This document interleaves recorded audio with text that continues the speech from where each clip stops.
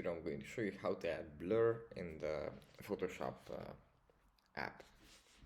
First you have to open up the app, and here it opens up like this. From here we just go into the top row, click on filter, and then here we move to blur, and here we have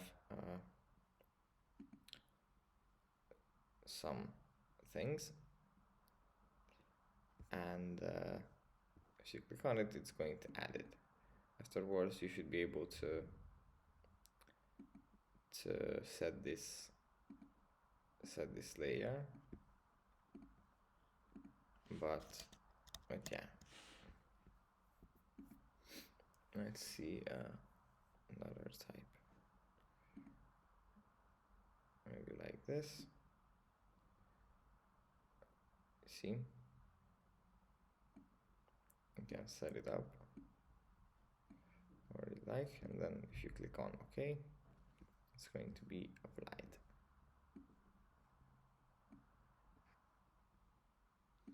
Like this. That's it for this video. I hope it was helpful for you guys, and I'll see you in the next one.